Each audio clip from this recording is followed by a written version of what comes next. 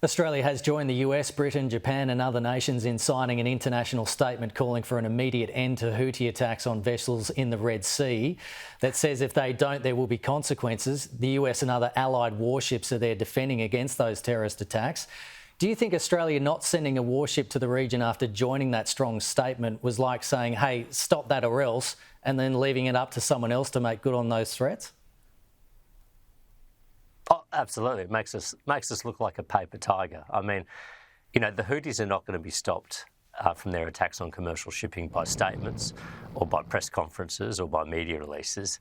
They're going to be stopped by a substantial naval presence that not only can intercept their own missiles and drones and others, but also risks their own facilities and their own personnel.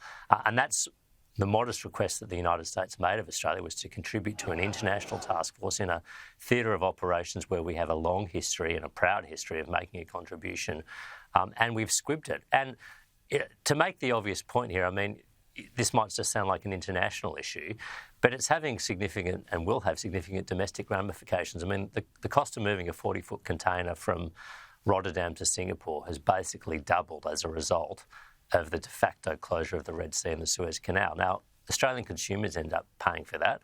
We've already got backlogs on our ports and struggle for exports to get out because of industrial action here. Australian consumers all end up paying for this. So this is a chance for Australia to do what we traditionally do, which is contribute to global security in a way that has a significant link to cost of living pressures here in Australia, and the Albanese government is refusing to do it.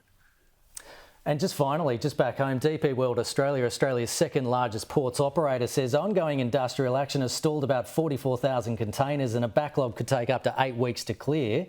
It wants the Albanese government to intervene, considering how long this has been going on for. What should and what can the government do? Well, the government should be addressing this head on. I mean, Anthony Albanese gave a press conference just a few days ago when he said he planned to be tackling the cost of living crisis. Well, DP World runs about 40% of ports in Australia, and this industrial action, by their own reckoning, has cost the economy about $1.34 billion already. It's hurting Australian exporters, but it's also hurting Australian consumers, because if containers are not moving in and out of our ports quickly and efficiently, then it's consumers and exporters that end up paying the price for that. So if Anthony Albanese is serious about wanting to address the cost of living crisis, he should be calling in the Fair Work Commission and telling them that the Maritime Union, and instructing them to get the Maritime Union of Australia and DP World to sit down and resolve this industrial dispute, because it's been going on for 4 months now, one of the busiest trading times of the year for Australia, and it's costing all of us and contributing to out-of-control inflation here in Australia. Well, appreciate your time, Dave Sharma. Thanks so much. Have a great day. Thanks so much, Kenny.